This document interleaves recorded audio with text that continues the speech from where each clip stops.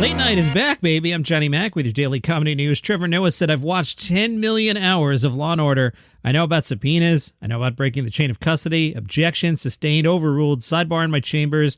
But not once have I heard the term special master. And again, thanks to Trump, because of his hard work and dedication to doing crimes, we've all learned something new.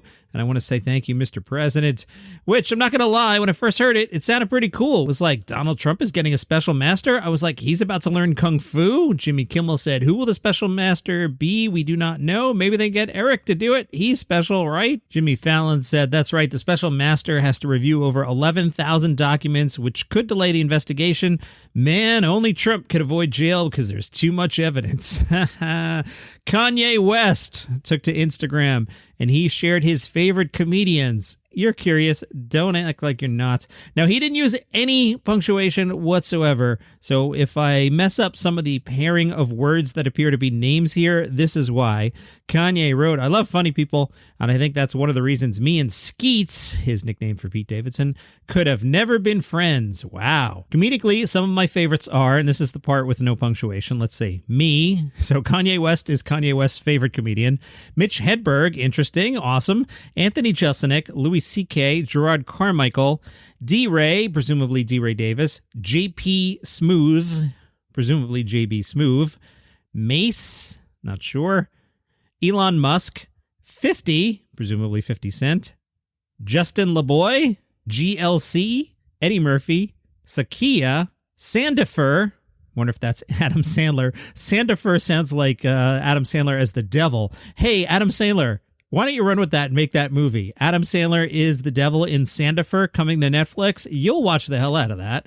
Chris Rock, Larry David, Kevin Hart and Jumanji, and of course, King David, Dave Chappelle. Kanye adds, I like to fight with jokes. Sometimes we gotta laugh to keep from crying, even when we dealing with serious topics. Denis Leary will be putting on his annual Comics Come Home benefit. He does this every year.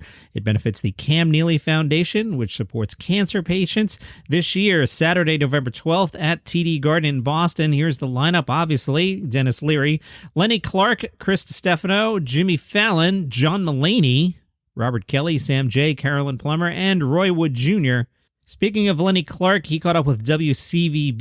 He had suffered 2 heart attacks and a stroke in this year alone, but he says he's feeling okay. Clarke said, I'm retired, but I'm working more now that I've retired. I just can't say no. I do a lot of charity work, and I still do stand-up, so I don't lose my fastball. Here's another icky story, this from Yahoo. They write, comedian Louie Anderson's family claims he was the victim of elder abuse in his final days, resulting in a drastic change in the distribution of his fortune. According to legal documents, Lisa Anderson, Louie's sister, has filed a petition with the court asking for a judge to invalidate a late change in the comedian's trust, which changes the payout to family members and friends. Lisa accuses several associates of Louie Anderson of conspiring to change the legal documents, which originally paid out a higher percentage of money and royalties from his work to his siblings. Louie had no children. The 2 respondents in the case are someone labeled as his agent and someone labeled as his manager. Lisa says at one point in his life, one of those 2 was Louie's lover. Yahoo writes, during the final years of his life, Lisa points out that Louie suffered from obesity, resulting in a heart attack and bypass surgery. In 2013, he was diagnosed with lymphoma and suffered from prostate cancer in 2020. During that period, Lisa claims the comedian wanted to have a family reunion in Florida after one of his shows. Following that event, Lisa says Louie said he wanted to fly to California because he thought one of the people named in the lawsuit was, quote, stealing from him. In January 2022, Louie was not doing well. His sister said she got an odd call from a friend claiming that Louie had said, I don't want Lisa to come out here and I'll call her when I want her to come out. Louie spoke with long hesitations between his words, and it appeared like he was being coached to say the words he was uttering. We'll keep an eye on that story. Hasan Minhaj has a new special coming to Netflix October 4th. It is called The King's Jester. And would you like Mark Wahlberg to open for your comedy tour? He might be interested, but it might cost you. Radar Online says Mark has offered to be the opening act for his friend Kevin Hart's sold-out comedy tour. However, there's a catch. Kevin is playing arenas and making millions of dollars a show, and Mark wants a piece of it. Mark asked for $7 million, which would make him the most expensive opening act of all time. Yeah, I think so. Kevin said, thanks, but no thanks. Vulture has published their annual list of comedians to watch. This historically and no reason to think it isn't this year, is a great list. You want to keep an eye on this. The people they list, a lot of them go on to be pretty famous.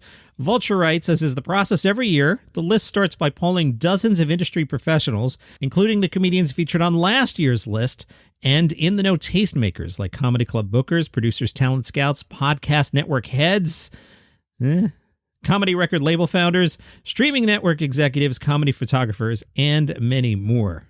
I'll pick at this over the next few weeks. I don't want to just sit here and read 30 comedians. So let's start with the first one alphabetically. Niles Abston.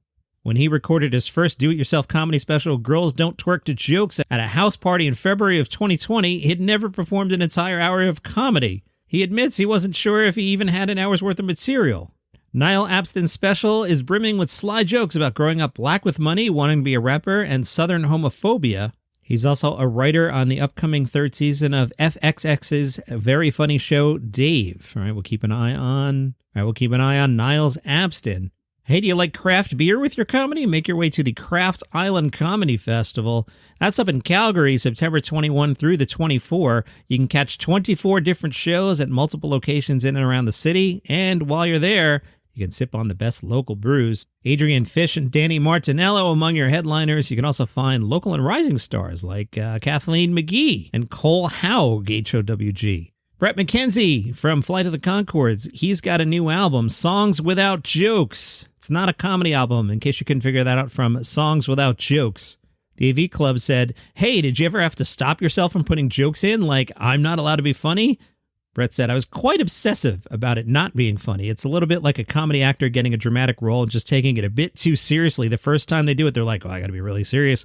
And then I think actors realize comedy actors can do drama. You don't have to try that hard to be dramatic. I was quite obsessive because the project was to do songs that are not a comedy project. But since then, I've been writing more songs and I've lightened up a little bit.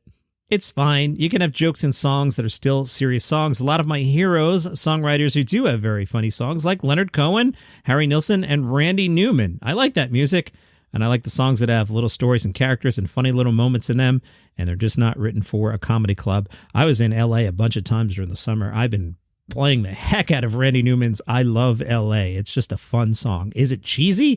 Oh, you can taste the cheese, but it's a fine song. I frequently mention I'm the writer on a podcast called Palace Intrigue. Yesterday, we got our 1 millionth download. Pretty cool.